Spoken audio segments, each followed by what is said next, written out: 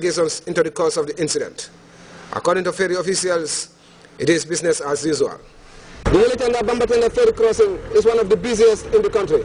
Every day, hundreds of vehicles and thousands of passengers cross this waterway to and from the Senegalese region of Casamance. For both Gambia and Senegal, this crossing is very strategic, and any disruption to services could have serious consequences. Mamadou Diallo, reporting from Bambatenda Yelitanda for GRTS News. Now, the National Records Service recently held its 16th in-service training for records personnel. The capacity building program bankrolled by the Gambia government targeted participants from the private sector and officials from the National Records Service. Famara Kani has the latest of that story.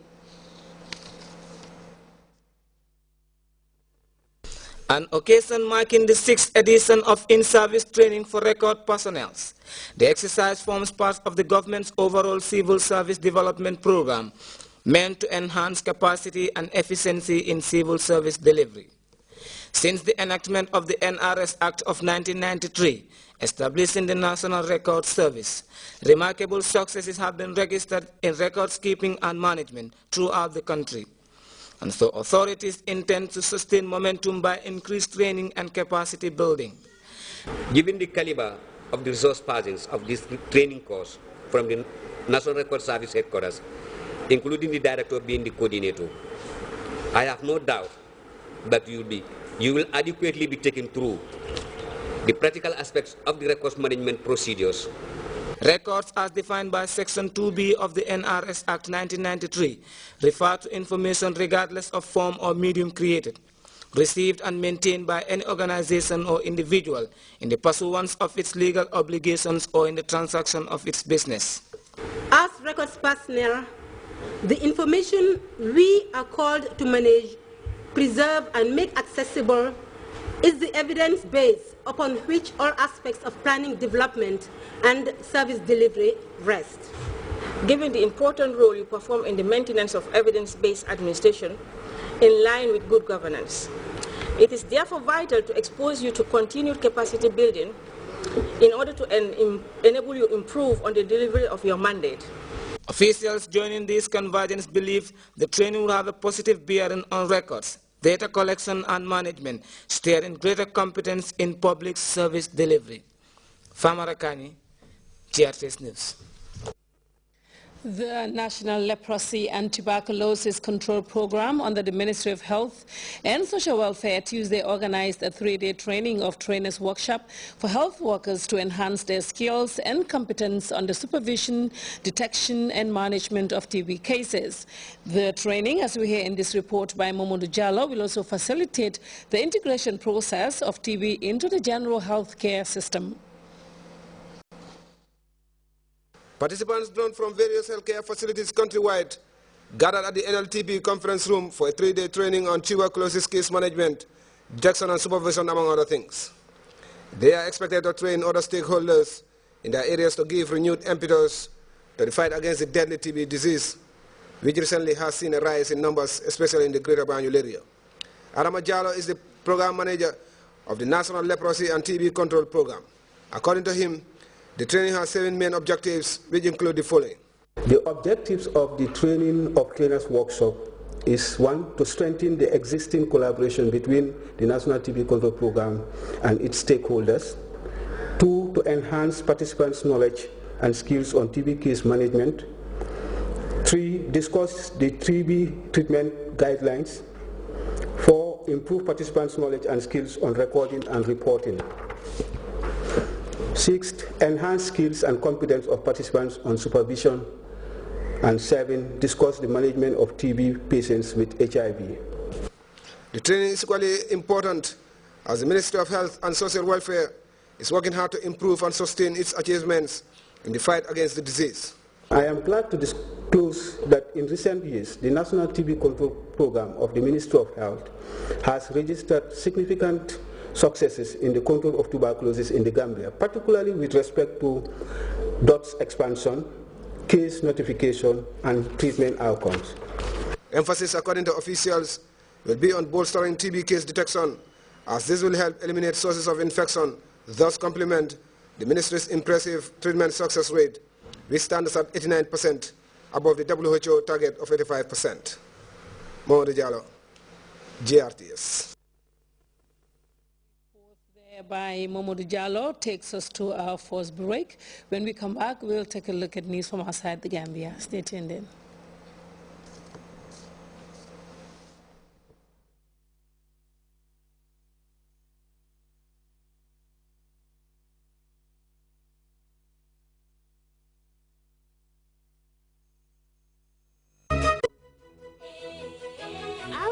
Ghana's leading ICT company, assemblers of mobile phones and computers, is now in the Gambia too. We are happy to bring our services to the people of Gambia and look forward to lasting relationship with the state and its people. Come choose from RLG's range of phones and computers and enjoy delightful after-sale service and the confidence of warranties that will keep your devices good as new. Visit RLG at 62 Caraba Avenue, Serena KSMD, opposite the Pipeline Mouse, or check out rlggambia.com for more information. RLG, proudly yours. Welcome back to GRTS News. North and South Korea today held talks on resuming reunion for families from both sides of the border.